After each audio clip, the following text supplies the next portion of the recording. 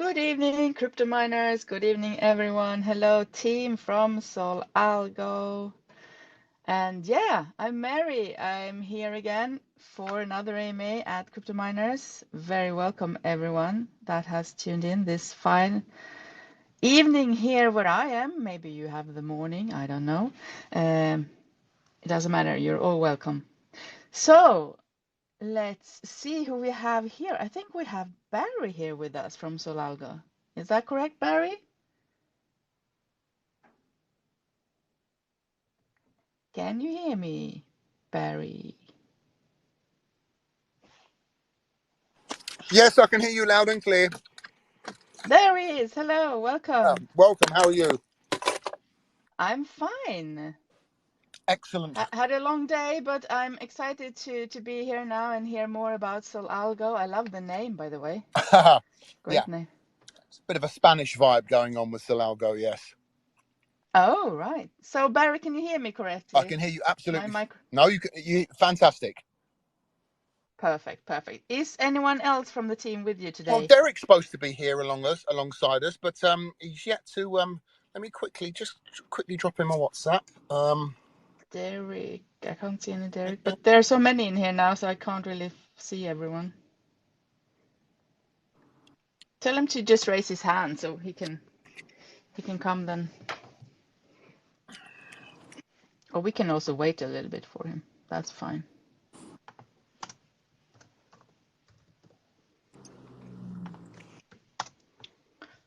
So I will remind you, everyone, that anything we talk about in here is for educational purpose only and should not be taken as any financial advice, as you know. And you must do your own research. But we have always tried to provide with good teams for you to look more deep into, and this is how we started. I mean, I hope you have looked into it a little bit earlier before, so you know some good questions afterwards, maybe. But yeah, let's start, Barry, with Solalgo, with a great name. How Yes. did you? I mean, I know you had an AMA with us previously. It Yeah. wasn't with me though. No. And the microphone was a bit bad. Yeah. So. I felt really bad for the other host. It was a bit crackly and it was dropouts and stuff. So you guys said, look, we'll just do another one, which is great. Yeah, we'll do another one. So I don't know, do you want us to go from the start right away again, or yeah? Because we didn't why record. not? I don't think we recorded the last one, so we can start again. I'm good with that. Okay, very nice.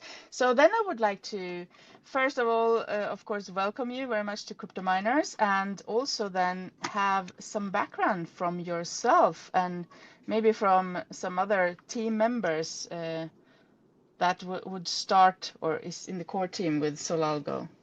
Okay, well, as I say, I don't think Derek's here, but he will raise his hand once he gets here. I'm not sure what's going on, but anyway, I can give you the full rundown. So basically, so we're the two co-founders, myself and Derek. Derek's he's got like 4. One thing I will say, unfortunately, it's not like a video AMA because you could see that both myself and Derek are a little bit older than your regular crypto entrepreneur, shall we say? We're both plus 50. So we've got, you might say it's a little bit old, but I will counteract that saying that we've got a huge amount of experience, where Derek has got over 40 years experience in the city and in New York with stock exchanges, mergers and acquisitions. Basically, he's an institutional analyst for some very large banks. He was doing it very successfully for a number of years. Excuse me. And he brings all of that experience and knowledge to Solalgo, where my background is more marketing and sales and technology. I was with a technology company called Capita PLC, which was an outsourcing business based in London, very large business. I was the director on their main board, which is it's a FTSE 100 business. And that was like late 90s, early 2000s.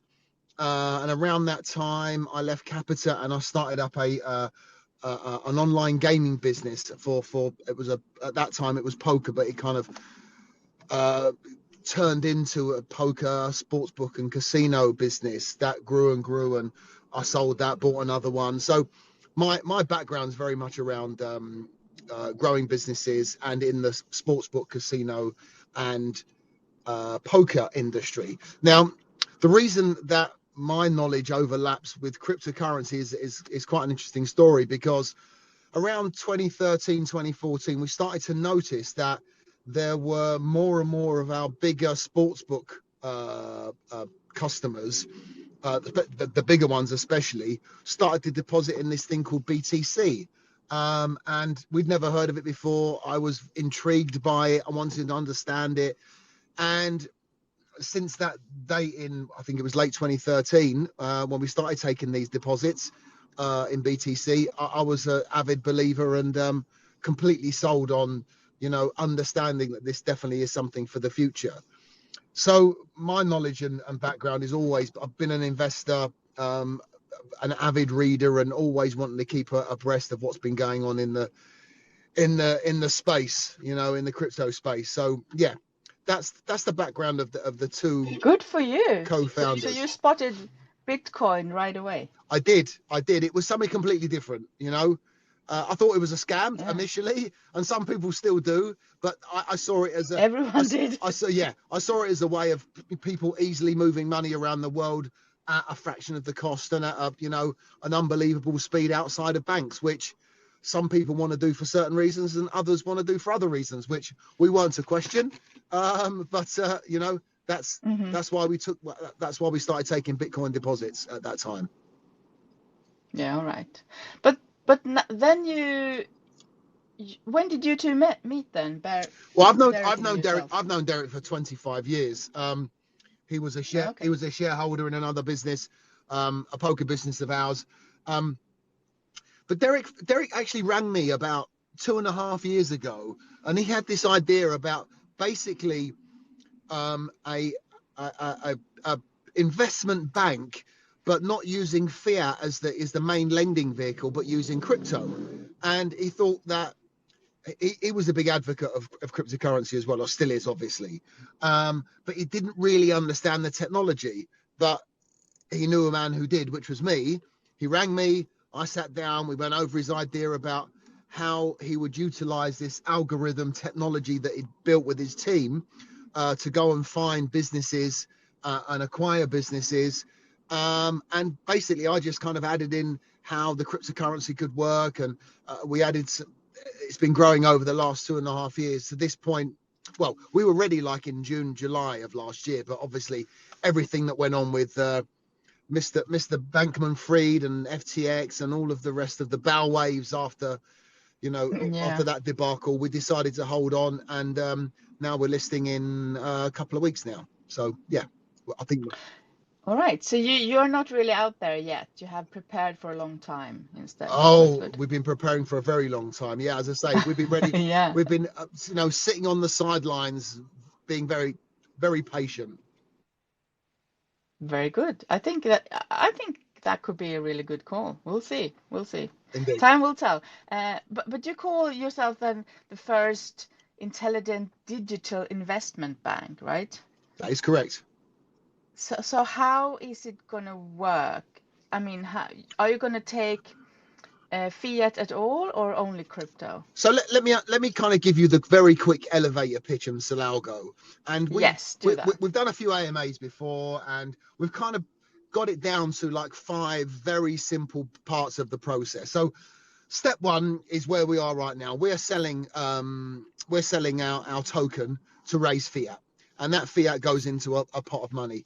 Now, step 2 is where the Derek's team and also the algorithm, we call it ALGOS 101, which basically is a piece of tech that we've built that is very akin to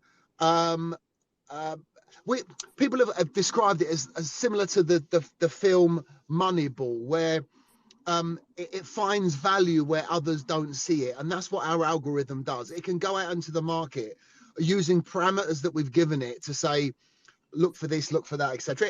Obviously, it's only as good as what the information you put in, just like Chat GPT, etc. But it is a self-learning tool that really helps find us value in businesses where others can't see them.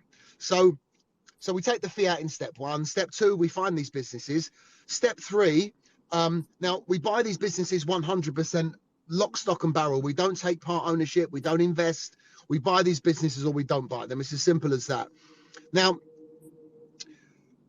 part number 4 is the real where people start to get an idea of why we've used crypto in this process. And this is, as these businesses, some of them have developed, some of them are already cash generative, some of them are very profitable already. As we start taking profits and dividends from the businesses that have been acquired, those profits and dividends feed back into Solalgo. We take all of that fiat, we go into the open market and we buy Solalgo tokens, which of course puts a huge amount of buy pressure on the token, which is great for hodlers, right? So it drives up the price.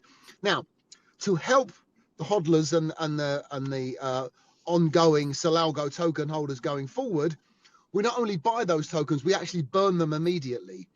So there's this virtuous circle of deflationary action that keeps the token price very, very high and keep growing, and reduces the supply as we keep going forward, because the higher the token price goes, the more money we can raise for fiat. The more fiat we have, the more businesses we can buy. The more businesses we buy, the more coins we can burn, and so on and so forth. So that's step number 4. Now, in our tokenomics, has anyone seen it in our white paper or whatever, you'll see that we've got a maximum burn of 70%. Now, once we burn through those tokens at 70%, where do we go from here? Which is something that Derek came out with a very nice idea. It's a great idea, actually, not nice. It's called our end game. Now, what that does, it gives you the introduction, the middle and the end and the cover and everything of the Solalgo book in an analogy way. That gives everyone an out when we reach the 70% burn. So at that 70% burn period in time, we're forecasting somewhere between 3.5 to 4 years. We'll burn through 700 million of the billion that's issued. We are going to offer our token holders one of 2 things. Firstly, we'll buy your token back at the market value on that particular date. Or secondly, which all of our seed and private round investors are all very excited about, we are going to basically take the conglomerate of businesses. We imagine it's going to be somewhere between 30 to 35 businesses at that point that we've bought and are cash generative. We're going to take that conglomerate. We're going to list them on a stock exchange such as London or New York, etc. And then we're going to basically give all of the token holders a swap of their tokens for the shares in that publicly listed business. So a little bit longer elevator pitch. Wow. A little bit longer elevator pitch. But in general, that is the A to Z of Solalgo. Cool. I mean, I think we're up in Empire State Building by now, but that was a good pitch. Good pitch. Yeah. All right. So what comes to mind then, you said you're going to buy these companies in total. Yes. I mean, it sounds like a big thing. Well, because how big are these companies? What are your parameters for this algorithm? What is it looking for? How big companies? How many are there employees? Of course, there's look. Some of the businesses, we own 6 businesses already. Three are live and 3 are currently in development. The 3 business, if you look up, you'll see it on our website. We own a pet hamper, like a posh pet hamper business called Vetcura. We own a payments gateway, very similar to it's like card processing and e-wallets, etc., called Modus Pay. And we own a medical and recreational marijuana growing business and distribution, etc., called Buds. Now, the 3 businesses that we're developing, one's it's called the Green Exchange, is a solar panel business that feeds electricity back into the grid, currently in Spain. It's one is the other is we're just finalizing a cobalt mine license down in the Republic of Congo. Not sure everyone will know, but you can't build a battery without some cobalt, and that's a huge deal for us. And the other one is a gaming company. It's a consultancy business that is, I can't say too much at the moment, but they've just won a contract on something, and the algorithm kind of found it for us, and we're buying that. So the businesses are anywhere between zero, because they are maybe cash strapped, or have not got the wherewithal to be able to trade their way out of a business, up to a multi-million pounds we can, or dollars or euros, because we were lucky enough, we raised a considerable amount of money during our seed round. Plus myself and Derek, we put in a considerable amount of money to build the algorithm, test everything that we're doing, and also run through all of the processes that has got us to this point. So anyone coming in now, but during the pre-sale, when we launch with cookie sale, which we're going to do, you're getting quite a lot of value already installed. That sounds interesting. Yes. I mean, if I see on your webpage, you said that you have 972 businesses analyzed, and then how the process goes to cook them down to only the 3 ones that you bought already. But my question is, how did you, or what kind of companies are you going through with this algorithm? All of the companies everywhere, or it's a process. It is a process, because it's a shame Derek's not on the call, because this is very much his area of business. M&A. Okay. No, it's fine. I think he's here now. Let's see. Oh, he is there. Yes. We have another Solalgo. That's him. Logo here. That's him. Yeah, he's coming up here now. How you doing? Sorry about that. I got delayed on a call, and I really just couldn't get off it, so apologies about that. No worries, Derek. Did you hear my last question? I heard the end of it, and I didn't hear what the start of it. Sorry about that. No, I mean, I was asking, and Barry said it's your area, so I'll ask you then. Welcome, by the way, to the call. Never late. Apologies about that. Yeah, it's fine. We had Barry. He was good so far, so good. So, how do you find the companies, and what areas do you go through to find them? And do you look everywhere, all over the world, or? I mean, there are lots of companies. Yeah, well, first and foremost, we rarely have to find the companies; they approach us. And it's not always just companies, people with projects, people with ideas, people with interest in companies that isn't a wholly owned interest in a company. They come to us as well. We don't actually have a problem in seeking out product, as I call it, right? It's a very disingenuous term, but I call it product because that's ultimately what it is for us. So normally what would happen is we would field anywhere between 5 to 10 applications for us to review a company, a project, or an idea on any given day. And when I say we field, a lot of the time it just doesn't even get past the first pitch, because it's not something we're interested in, or it's not really available, or it doesn't meet the parameters that will allow us to spend money reviewing it.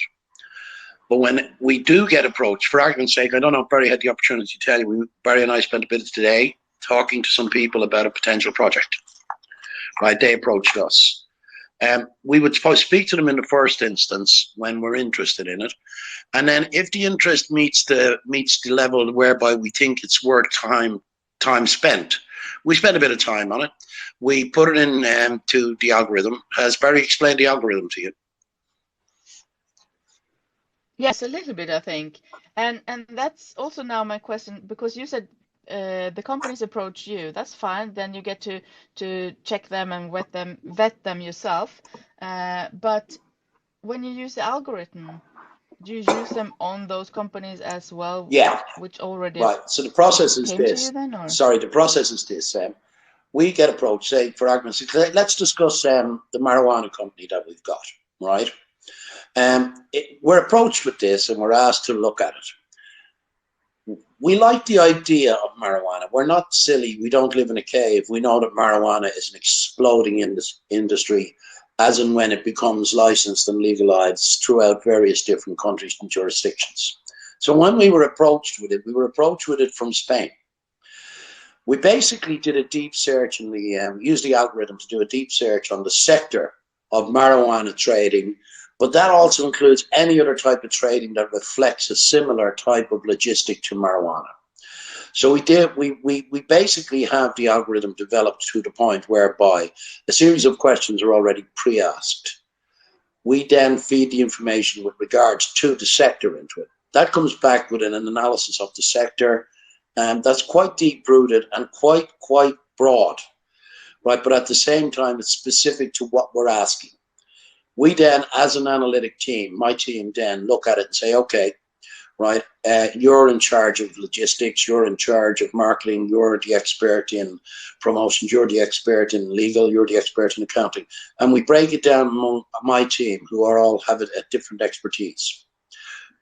They come back with their reports, and then we're fed into the algorithm again. This time the algorithm is asked a very specific, it's tasked with a very specific task. It's asked to review this if we were to buy it. What would it look like over a 3-year period? What would the operational method be? What would the development costs be? What type of human resources do we need?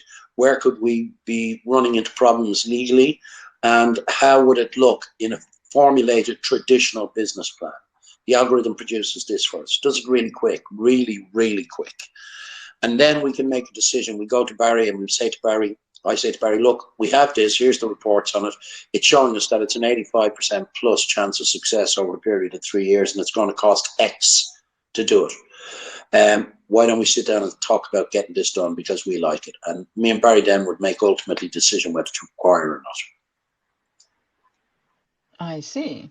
So if the algorithm says it's a go, you check it more deeper then, obviously. Absolutely. And how do you? There are 5 processes processes they altogether. Want to sell it to you? I mean, does people always say yes if they come and offer them? They don't always say yes, but the reason that they've approached us is normally, 1, because they want to sell it to us, or 2, they need help. Yes, and help comes in different forms. We've got a very good management structure and a huge network of managers of various different sectors throughout the industries that are what you would consider the standard industries.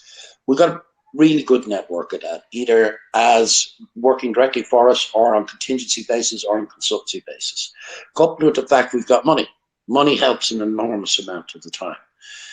And a lot of the time it's because they don't actually know how to get to the next stage. Might not be management, it might not be money, it might be just apathy on their part. And a lot of the time that's the case. And we're able to look at them and advise them. But the opening conversation we have with everybody that approaches us, if we do approach you to buy the project, we're buying it 100%. We have no interest in buying a share, and we've no interest in taking on co-owners. None whatsoever. We either buy it 100% or we don't. And then you start running it also, I presume. I mean, do you keep the people on that know the business? Yeah, well, one of the things the algorithm does is it identifies the flaws in the current business where it has not been expressed well enough as a business.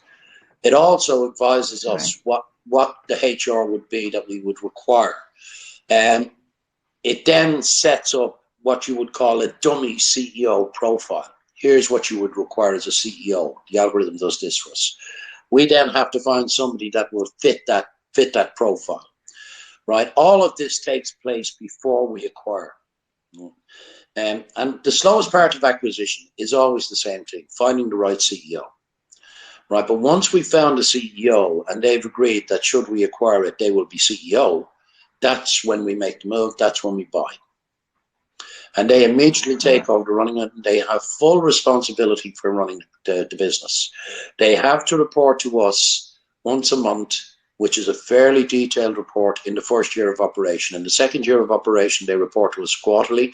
And in the final year of operation, they have the option to report to us annually, but everybody continues to report quarterly.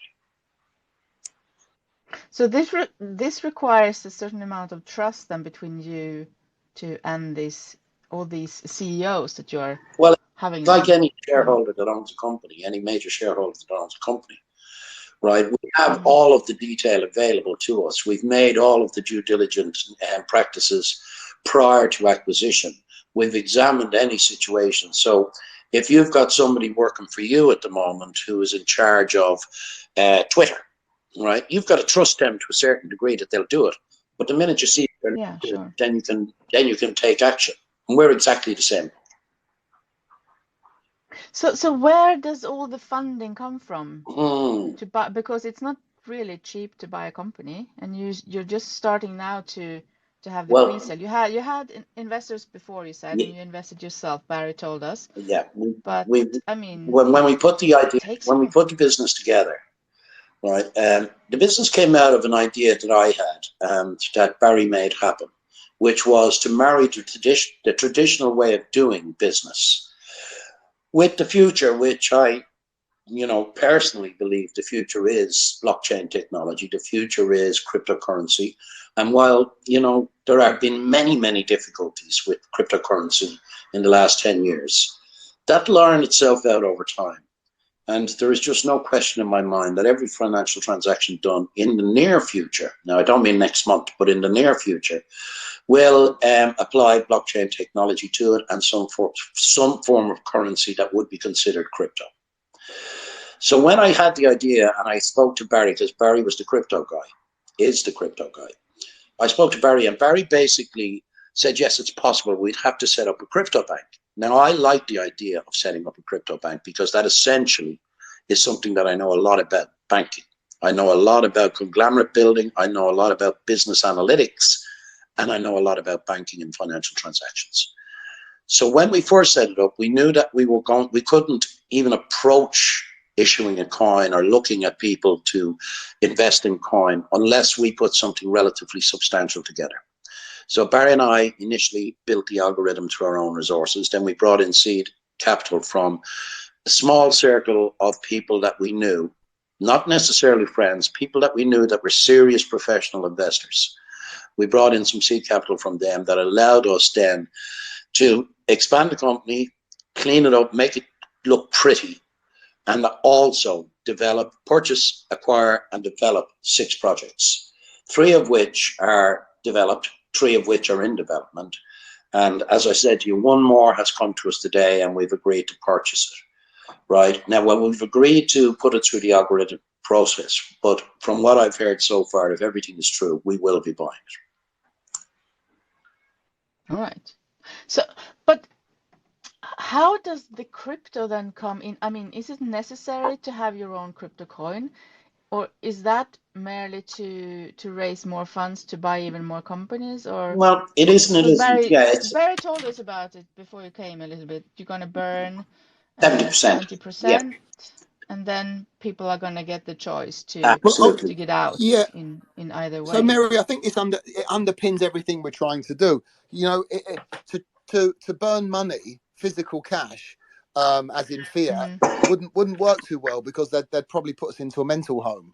But having a system where we can actually burn tokens that we've minted, and then over time with success and hard work and fortitude, we end up with a situation that people that have invested early or even people who've invested at any stage with the Solalgo project will see benefits because there'll be a constant flow. Just imagine what it's going to be like with 15, 20, 30 businesses all producing revenues, all of the good news and information coming out, feeding through the Solalgo social media channels, etc.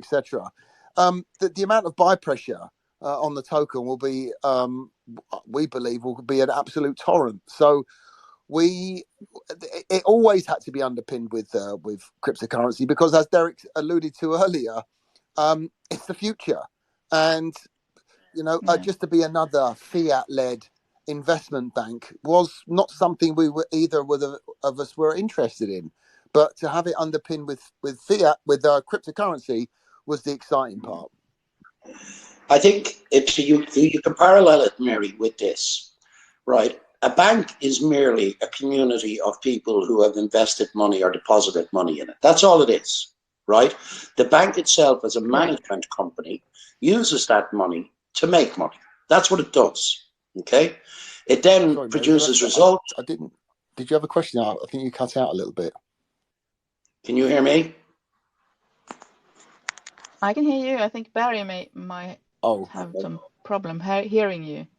Can you hear me, Barry? No, Barry, I think you can't hear Derek. Maybe if you go off and come on again. Okay. Let me try that. Because Derek was speaking. I can't hear anybody. Sorry, I'll come out. It's Twitter. Right. We blame Elon Musk. We blame Twitter. It's Elon Musk. It's all his fault. It's always his fault. Always. Yeah, go on, Derek. Anyway, think of a bank in those terms, Mary, right? A bank is a community of people who invest or deposit money into an association. The association is called a bank. The bank uses that money to either borrow money, right, which is underpinned by its deposits, or to make money by investing or lending money to businesses or residential people. That's what it does. That's all it does, right? The one key aspect of any bank is that the money cannot remain static. If money remains static, it can't make money. It's only worth the paper it's written on and nothing else, right? So the key for us when I first had the idea, and Barry said we can have a bank, right? The key was, how do we make crypto move? How do we make it move so that it's done in a profitable way? But at the same time, we adhere to the principles of all banks throughout the world, which is fundamentally create a deposit base. In our case, it'll be asset backed, right? It'll be tangible asset backed that secures the crypto, secures the way in which we spend it, and always has a safety net in the event of the market becoming volatile or difficult. And by that you mean the companies, right? Just to be clear. That's the companies. The companies are all asset based. We don't buy companies that aren't asset based. When I say asset based, they either own land, or they own IPR, or they own some sort of a communication aspect, or they own other things that you would consider tangible assets, right? Like a property. So if I buy your token, I practically buy, I'm investing in like a stock index or something. I mean, precisely. In a portfolio of companies. Precisely. This one. And you're trusting us. It's like the existing companies in the stock market. I think there are also companies like that you can, if you don't really want to check out which. There's plenty of conglomerates. I mean, the biggest the most successful conglomerate in the world is Berkshire Hathaway with Warren Buffett. Right? That's the most successful. Yeah, exactly. It's been going since 1956. Right? It has never had a failing year. Not one. Never had a failing year. Right? But their spread of risk is enormous. They don't just invest. Their first investment was Coca-Cola. They don't just invest in Coca-Cola. They invest in everything that shows a potential profit over and above a set level. That's what they do. So is that your role model? Is that what you're trying also to do, but now with... Our role model is to build a conglomerate of 30 plus companies over a period of 3 years, using the profits from those companies, right, to reduce the issue of Solalgo that has been used to assist in the purchase, development and promotion of those companies, right? At the end of it... Around 30 companies is your... Well, the model is for 30 companies. However, as Barry will often tell me, that if, for argument's sake, the coin goes to, say, $1, $2, $3, $4, this allows us to accelerate the process because we've greater access to finance, we've greater access to money. But what it also, at all stages, everybody must be aware of this, none of our companies are carrying debt. None. Right? The debt they're carrying, if in inverted commas, is repaid through their profits by reducing the original loan, if you want to call it a loan. It's not a loan, but if you wanted to call it that, just to make it easy to understand. So all of the profits created by these companies that we buy and manage, right? We own them all wholly, right? All the profits from these companies are used to reduce the issue in Solalgo, this SLGO. That then taken down to 30% after 70% is burnt, right? Gives us total control of the market, right? Because those people who are in with us at 30%, right, are either long-term vested or people who are making a lot of profit on paper for their holdings in Solalgo.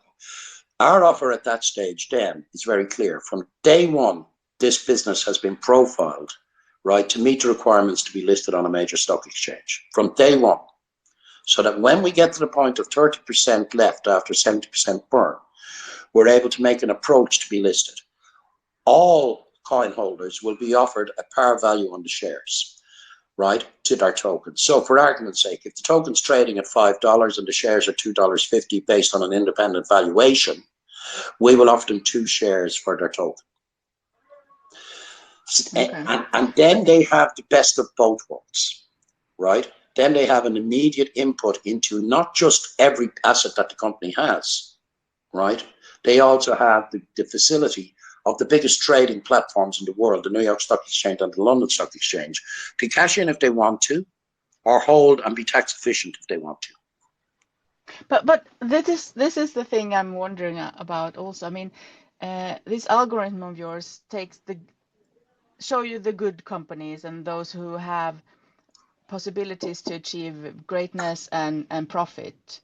But what if it doesn't? Because there could be a lot. I mean, let's see the Mariana company. I mean, there could be lots and lots of regulations all of a sudden that, or it couldn't go as you planned, you know, and it's I going down. And what happens then? Are you going to sell the company? Are you no, it's not unreasonable. But here's the thing that I go back to: we only buy companies with tangible assets, so there's a fundamental value to the company anyway.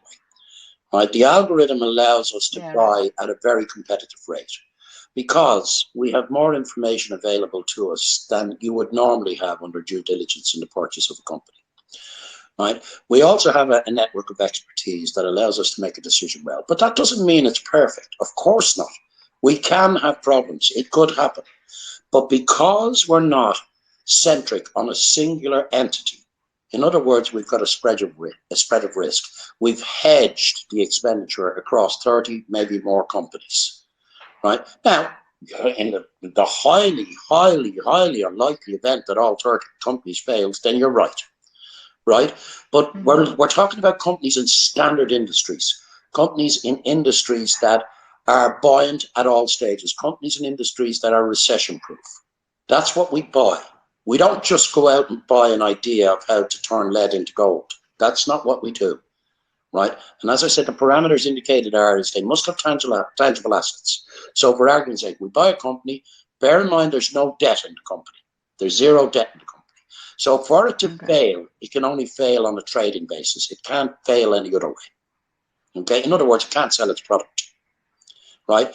And the failure then is redundant because it has tangible assets. And therefore, we can basically neuter the failure to the sale of the tangible assets.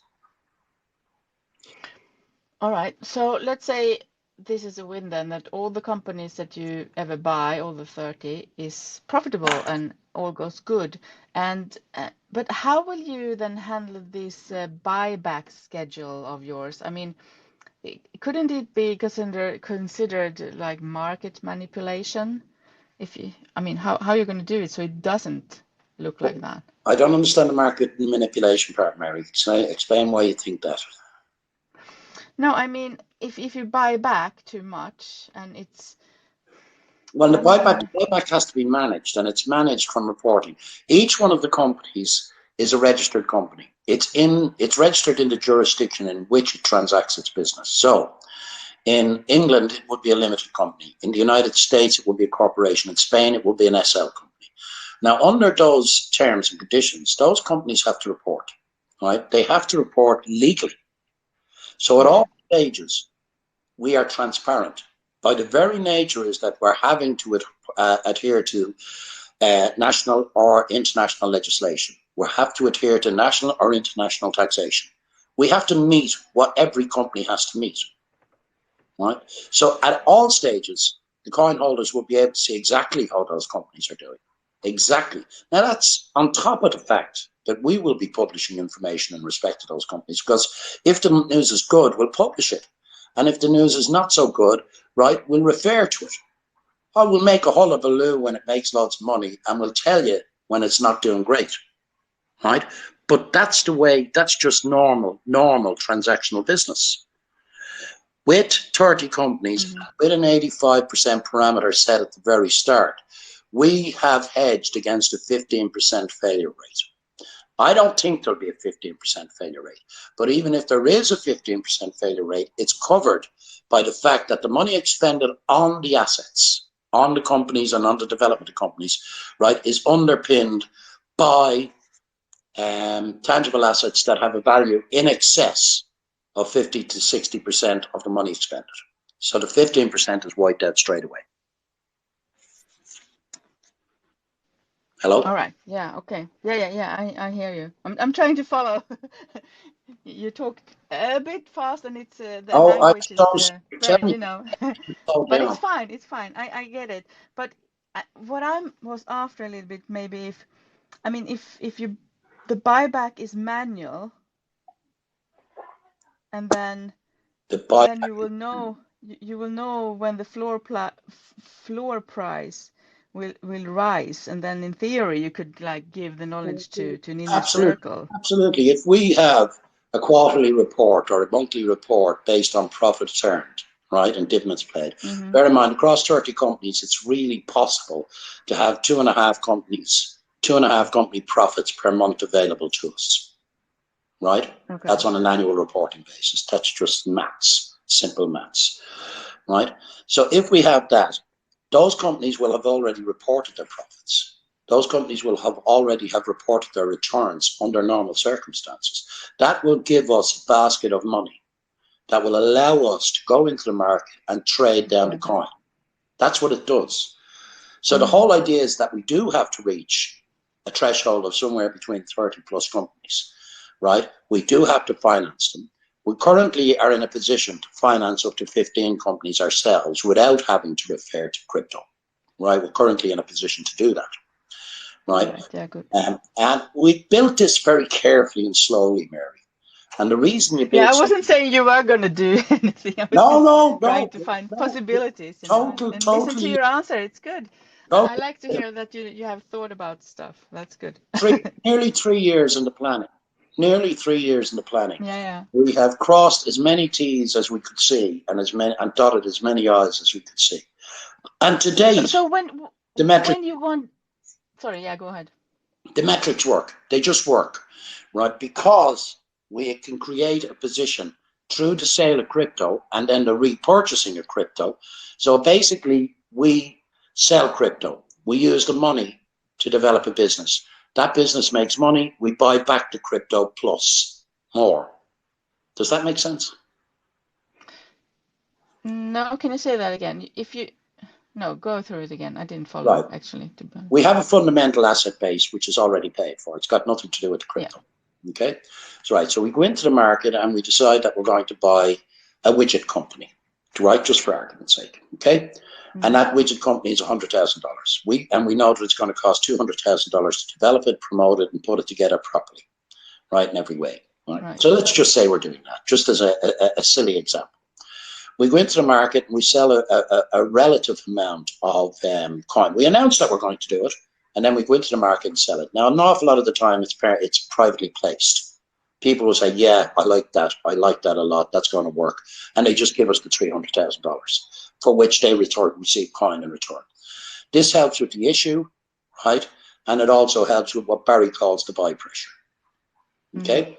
We use that money. That company then starts to make profits. As soon as it's made profits, any profits, it then goes back into the market and it basically buys back the coin that it used in order to get to the position it's placed. But as it continues to make profit, it buys back more coin. And those you burn also.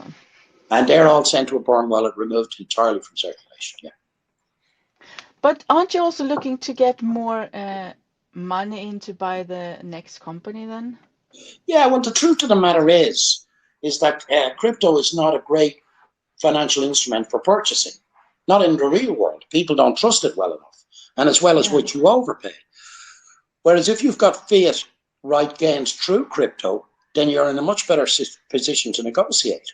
And you can buy cheaper, right? And as long as you're securing the crypto through the establishment of the conglomerate, the crypto has a chance of being very valuable.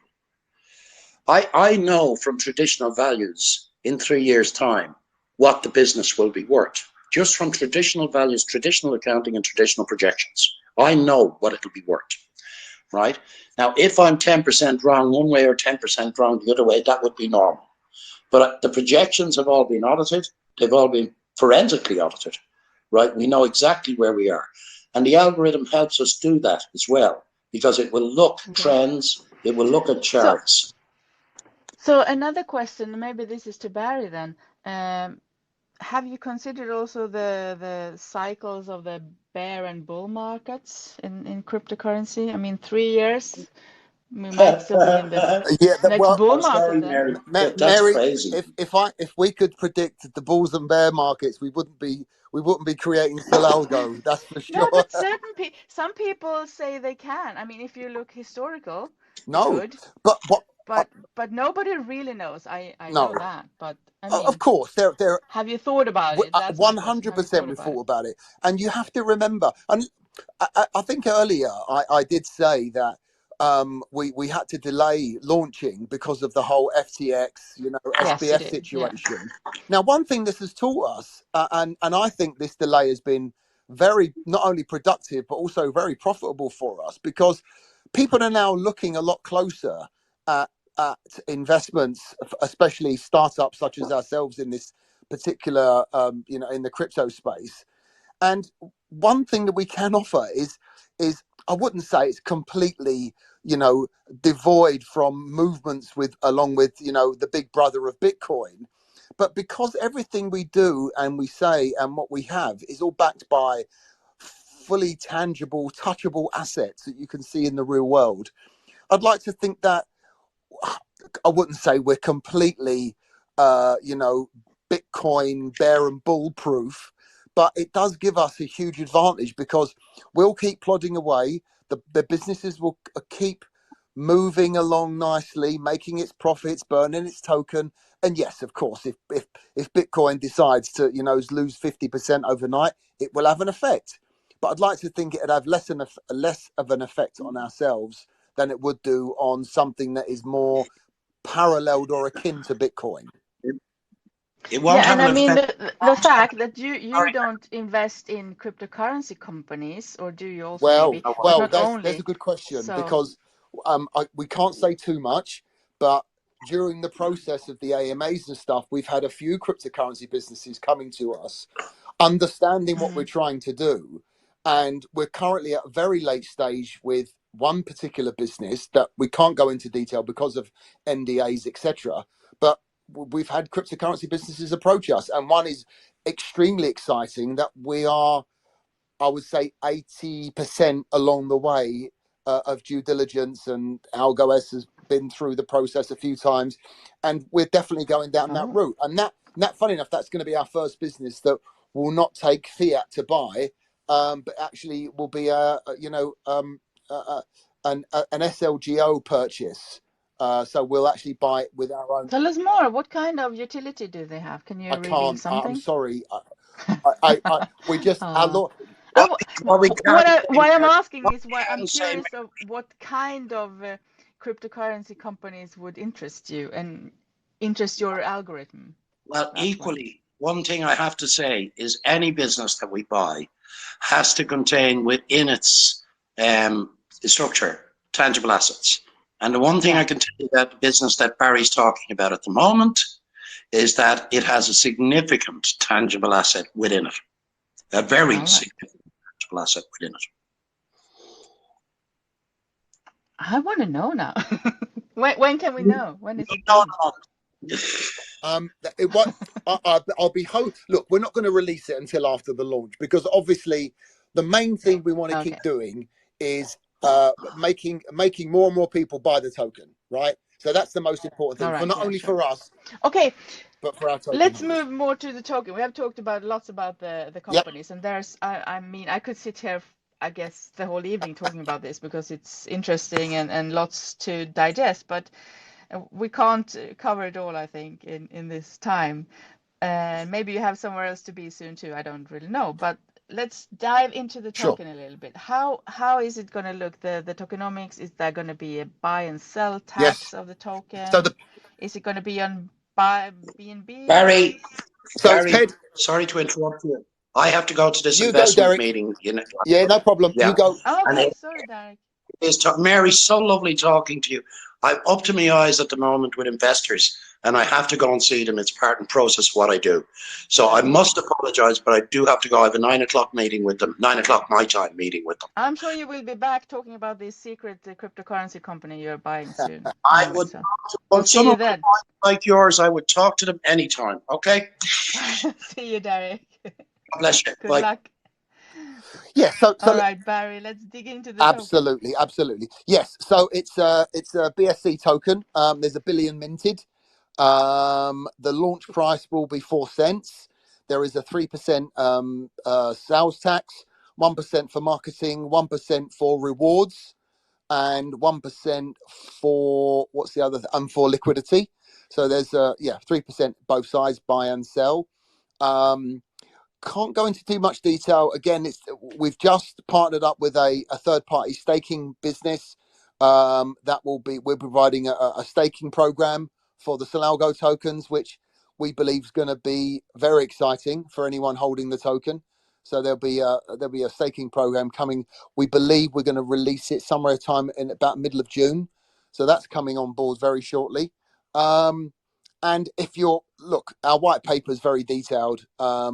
Anyone wishing to find out a little bit more about our tokenomics and the split of the token and vesting periods, etc., it's all on there. But for anyone looking to take part in the pre-sale, there's no vesting, and I think the token's going to be at 3.2 cents during the pre-sale. So there's a bit of value there in that, and that we've partnered up with. We know the guys at Cookie Sale. We've known them for a long time. They're a really, really good bunch of guys. Great product. And so you had let's see in the historical a little bit what happened so far. Then you had a private seed round first. Fund. Seed round. Yeah, we raised quite a lot of money through seed round through. And how much did they pay for a token back then? 2 cents. But all of our seed investors are vested for 2 years with a 2-year cliff, and then a 10% 10-month linear release after that. So they are locked in for quite some time. So after almost 3 years, it's all released. Correct. Okay, and that's when the companies are already going to be purchased. That's correct, and that's why we put it together like that. So, look, all of our seed investors are very, very wealthy, high net worth individuals that obviously the nice thing about myself and Derek, we've been around the block a few times. Raising money and stuff is quite an easy task for us when we have a project of this particular ilk. So yeah, all of those guys. You have connections. Yes, we do. Yeah. That's why it's good we're a bit older, because we know more people. Yeah, exactly. All right, and now then you sell there's a pre-sale on the cookie sale for 3 cents. Yeah. No, 4 cents. So yeah, we're just doing a small raise. We're not doing it for the raising the funds per se. We're going to use it for liquidity anyway. But it's 100 BNB soft cap, 200 BNB hard cap, and we need it, and it's going to be on Pancake Swap straight after that. And we have three announcements coming on board. We'll be releasing onto 3 exchanges that we've carefully selected. It's taken us probably 7 or 8 months, and that's changed a few times, obviously, given what's happened with the liquidity on these exchanges. Can you reveal which ones? No. You were close. Yes. No, I tell you why. Because obviously we this is all about making sure that the marketing goes out in a positive manner, and we make a big announcement. Obviously, keeps driving up the price, and there's no point saying, "Oh, we're going to be on X, Y, and Z." But that they're all top 20 exchanges, so I can tell you that. Yeah, that's fine. So how if I done my research, if I listen here now in here, and I done my research, and I want to take part of this pre-sale on cookie sale, do I have to have a whitelist, or when? I think we're giving away whitelists to your guys. I think there's some whitelists available, so I think we were going to give them out this evening, weren't we? I'm not sure if was you told this, but we'll happily give away 5 or 6 whitelists for your guys, no problem at all. Cool. And thank you. you know, I'm on. If you come onto Twitter, I'm sorry, come onto or you can DM me on Twitter or get hold of me on Telegram at Barry Solalgo. It's pretty easy to remember. Come and chat to us, and if you just say, "Look, we're from Crypto Miners," more than happy to assist with whitelists. Cool. So it's not going to be a big one. No. It was all, and it's only I think the maximum purchase is 2 BNB anyway. So what we're trying to do is just to try and get it. Is there a minimum? 0.5. Okay, cool. So we're just trying to get into lots of wallets because at the moment it's not in very many wallets. Well, it's not in any wallets at the moment because we've not sent them out yet because of the whole deck situation. But yes, but we wanted to get it out into a few hundred wallets to kick things off. Are you going to do airdrops as well? No. And stuff like that? No. Okay. So if you want it, you buy it. Yes. Yeah. And is that going to be vested as well? No, the pre-sale is not vested. So there's 20% discount from the get-go, and take it from there. But so at the launch, there will only be the tokens from the pre-sale that's going to be able to sell. Correct. The 100 BNB. Correct. And then the rest has to buy then on. Correct. So how's the marketing going to be? Or wait, what date is the pre-sale again? 17th of April. 17th of April. So it's still some time. Yeah, a couple of weeks away. Or 2.5 weeks. Yeah. So how is your schedule of AMAs or other marketing up to? So we're working with a really, as I say, Cookie's really been helpful to us because obviously Derek and I, this is our first foray into the crypto world, and having the guys at Cookie, because they've got a huge amount of experience, plus a guy called Tyler Hill who's been in the space for quite some time, really helps us in getting into the right AMAs, speaking to the right people, Binance Live, etc. We've got a number of press releases going out a few days before the actual pre-sale. We're building up into some very, very large Telegram groups that are, I say, top 5. We're in the 3 of them, so that it's really, we're really ramping up towards the end of the period before we go pre-sale. So we've got a lot. I think there's another 10 or 11 AMAs to go. So we're pretty busy. So whitelist doesn't mean you'll get some tokens. Oh, really, yeah, it will. No. We've worked it out that with enough whitelist, if every whitelist picks it up the maximum, then you'll get tokens. Okay, that's cool. Very good. All right. I'm looking forward to know more about this. I mean, we have been here an hour now, and we have some hands up. People want to ask questions.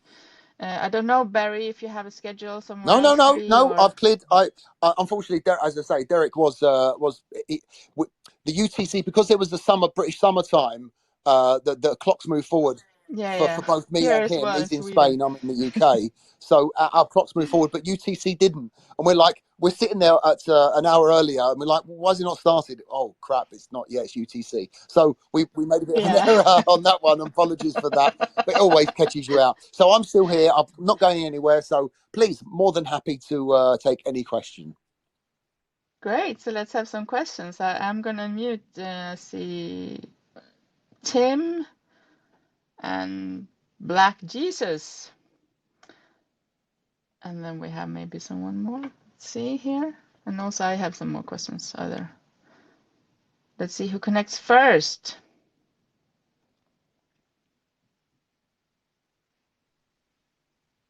Tim. Good evening, Tim. What is your question? Hello, guys. Good evening. Thanks for the opportunity. Can you hear me? Hi, yes, Tim. We can hear you. Okay, awesome. I have a couple of questions. I don't know if I would have enough time to ask. But my first question, you mentioned from the start of the AMA that the algorithm is an automated system. And from what you're saying about the system, it does give a certain kind of assurance that you guys,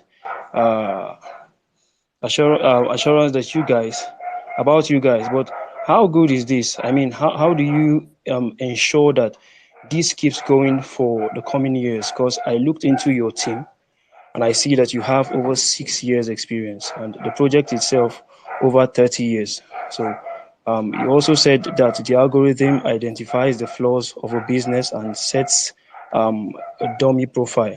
So where do you find something to fix that profile? Now, this is really complex. So how does this really work? That's a very good question. Look, of course we believe in it. We've Derek and I have invested quite substantial monies personally ourselves. Hello, can you hear me? I can. So I think if you mute. Yeah, sorry, Tim. Your Your dogs, dog you're was going mental in the background. So if you can mute, mental. Yeah. if you can mute them, they're obviously very excited about Solalgo. So if you can mute, Yeah. I can. We heard your question, Tim. So let's go, Barry. Okay. So look, you ask if we believe in the project. Look, of course we believe in the project. How the algorithm fixes fixes the holes that we find in the project, that all depends on a number of different parameters. The value of the business and what we can buy it for is obviously a very big part of how we can evaluate if these holes or chasms, as some of them turn out to be, are actually worth fixing.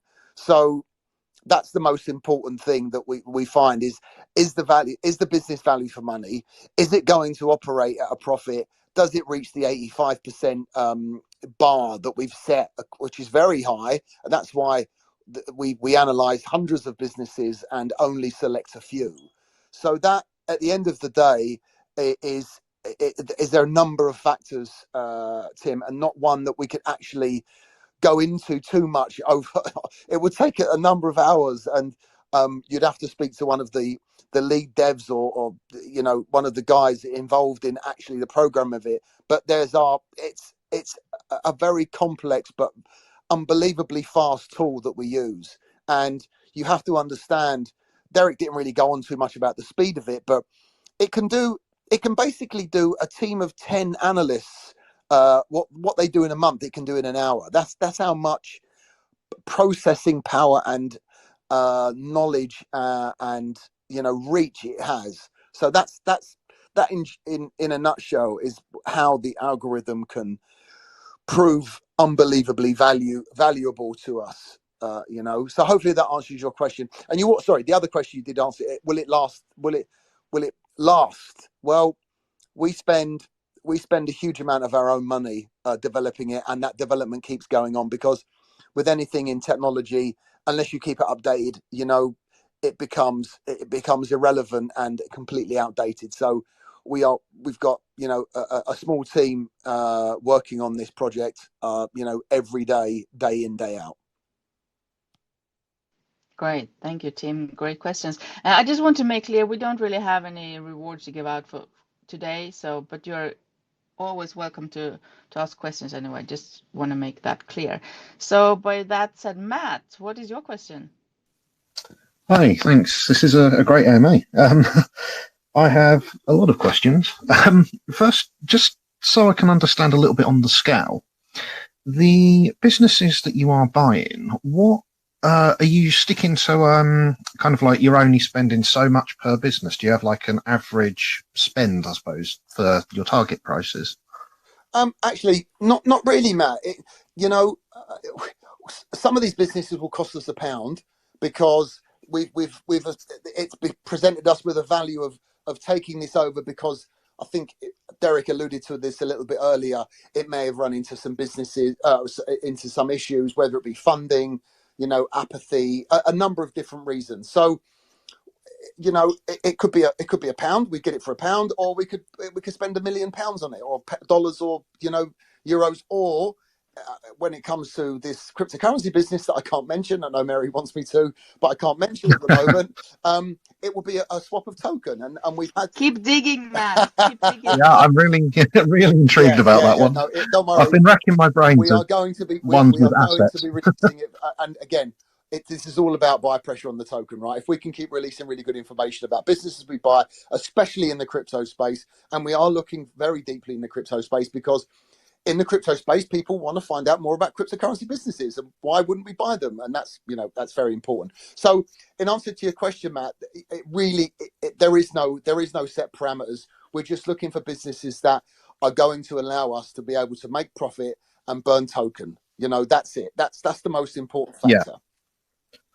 And I mean, just to then just sort of get an idea of the starting sort of benchmark, the three that you've already got set up, the pet one, I've forgotten what the other two were now. Mercura, Buds, and Modus Pay. Yeah, they're the three that were already. Yeah, what sort of valuation and profitability and profit sheets do you see them doing over sort of 3 years? Just to get an idea of the growth. Derek's not, because Derek's the M&A guy. Unfortunately, he's gone, as you know. Those actually, we're going to release the full business plans for those in just after just before pre-sale. I'll have to check on that.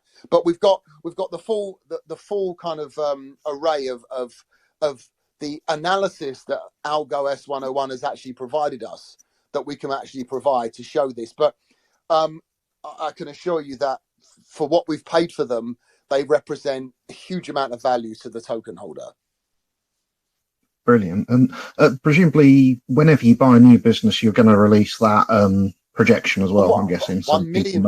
Because, like I said to you, anything we can provide, not only the holders, but also the general public, about the positivity around the businesses that we're buying and what we're doing, and the current businesses that we got, and the milestones they've reached, and certain dividends they've paid back to us, is only going to be good things for the token price, which is obviously the most important thing for us. Yeah.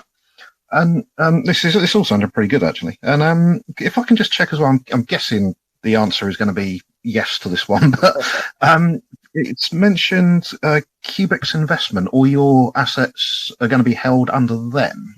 Presumably they're underwritten if anything happens to them. Yes, of course. Cubex is the holding business out in Cyprus. The reason it's there is because of an extremely well, the businesses that are held in their constituent countries. So the marijuana business is an SL company in Spain.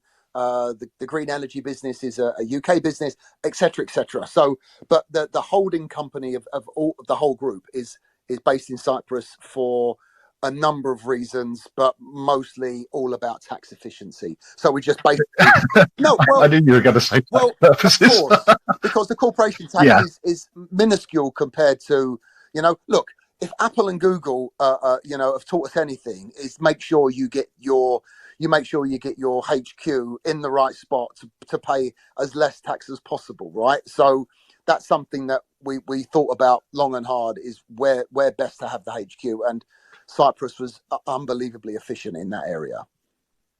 Yeah, it makes perfect sense. And sorry, Mary, am I right to squeeze one last question in quick? Sure, do that. As long as Barry wants to stay. I'm fine. This is great. I love answering these questions. Go ahead, Matt.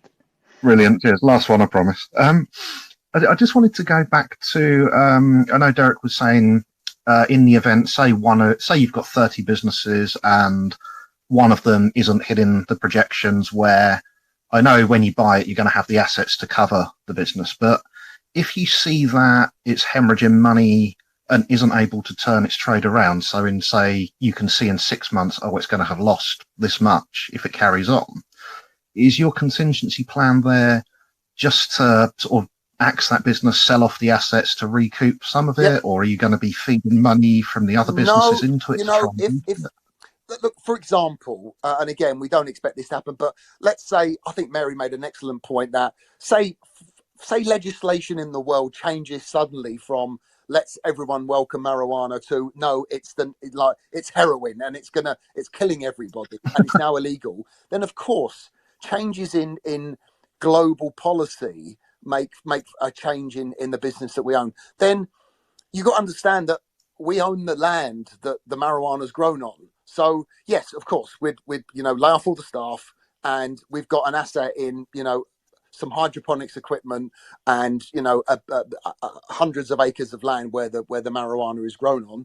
That is an asset. We'll sell those assets and we'll buy token with it. So of course, that's a contingency. Like running any business, you need to be, dynamic and fluid on what happens in the future, and try and foresee what actually is going to happen in the future. So yes, I believe we are, our team's big enough and old enough and ugly enough to be able to try and keep their finger on the pulse of what's going on. So Barry, something we didn't touch on is, do you have any criteria, like should it be good for an environment? I don't know the words here, the perfect words. I mean, Maybe Matt ecologically can answer this friendly. question. Eco-friendly, Eco-friendly, of Oh, or course. like like not ethics for no the type of weapons, businesses no we got. drugs, no stuff Yeah, like that, look, you know? we of course, we are, at the end of the day, we're beholden to our shareholders, which in this case is our token holders, right? We're doing what's best for our token holders, but there needs to be, obviously, ecologically and ethically, it needs to be right. If we're not going to buy, shall we say, a closed business that uses child labor, or something else that is just not very PC when it comes to building a profitable conglomerate. So no way would we touch businesses like that if we felt that there was any negativity that was going to come out of it. So we don't want one bad apple spoiling the barrel, right? So that would never happen. Yeah, good to know. Yeah. All right, Matt, you can stay on if you have one last question later, but let's have Black Jesus ask your question, please. All right. Hello. Hi, Black Jesus. Hello. Yeah, yeah. Aristos Kritos. Okay. So my question is, in every project, finance is always very important. So, can you tell us more about how you guys are gonna generate more finance for your project? And I heard you said about you guys spending from your pocket. So how do you guys generate more finance to push your project more? And how do you generate finances? Okay, To good question. Yeah, no, great question. Yeah. So like I think we said that in our seed round, we raised a multiple million amount of. It's actually between Derek and I, we've put in somewhere around £1 million to the business out of our own pockets. Plus, we raised another 3.5 million. This is pounds from our seed investment. So from that, we have obviously a very nice, should we say, acquisition fund in fiat ready to allow us to buy businesses that obviously fit the criteria that Algo S101 and Derek's team give the thumbs up to. Now, obviously, that's not going to last forever. But if you take this forward 1 year, that fund has been spent. We now own, should we say, let's say 10 businesses, and those businesses are generating profit. Now, obviously, as more buy pressure comes into the market, tokens are going to be sold, and those tokens are going to be sold. We won't have to sell them. They'll be obviously requested by exchanges to be put into liquidity to sell those tokens. And as exchanges sell our tokens, we get funding from that. So as long as we keep applying buy pressure, as long as we keep doing the things that we've said and we're going to do, as far as growing the businesses, burning the tokens, and buying the tokens in the market, then the finance will absolutely look after itself. And that's why it was very important to us to make sure that we tested this properly. And that's why it's taken us 2.5 years to get to this point, because we now own 6 businesses without spending one SLGO token in the market. So that was very important to us. So hopefully, Black Jesus, that answers your question about, how we finance, not only now, but obviously in the future. Yeah, I think you did. Very good. Thank you, Barry. No problem. And I was just going to touch on your wallet. Why do you feel that you need your own wallet? Right. So let me explain this to you. Now, like I think I said that both Derek and Derek's 62 and I'm 56. Now, we've been around the block a few times. Now, our seed investors are also very high net worth individuals that, shall we say, if you ask them to set up a MetaMask wallet, they would look at you in a very puzzled way and go, what are you talking about? Right. So what we did to show them a little bit of, to give them a bit of security, is we built our own Solalgo wallet, which is off chain.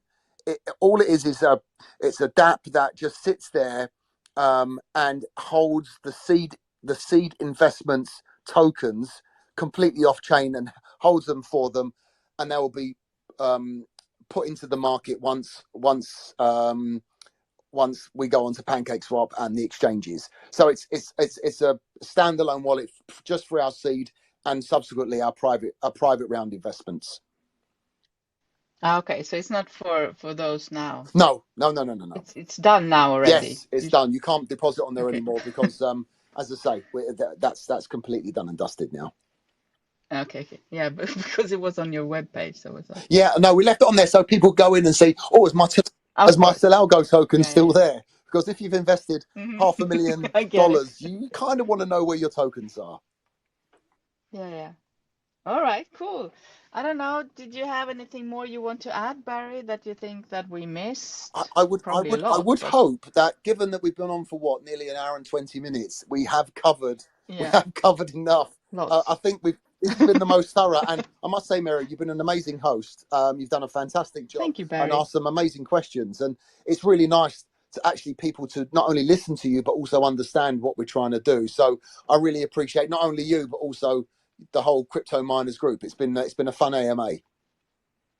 Yeah, we try to have fun and learn. That's the aim here, to learn more and stuff. And yeah, I don't know, Matt, did you have some last question that you wanted to ask, or are you good? I think I'm mostly questioned out. There might be one or two others, but I think we should let Barry get a drink or something after this. So thanks for answering everything. A nice cup of tea, Matt, does me in the evening. That's fine. It's tea time in Yorkshire. Yes, it's always Yorkshire. It's got to be Yorkshire.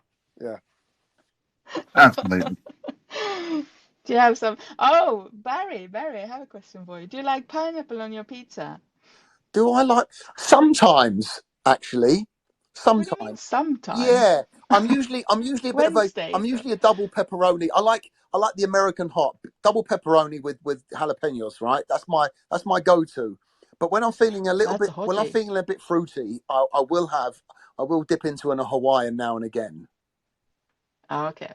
Good. Was that a trick question, Mary? Should I have said no? No. I get all kinds of answers. You have no idea.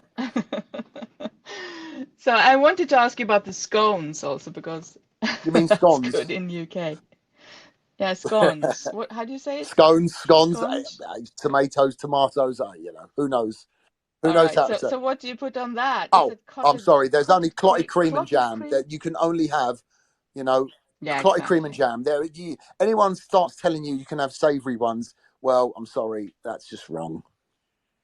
Yeah, I agree with you there, Barry. I love clotted cream. What is it called? Clotted cream, right? Yeah. Clotted cream. Yeah.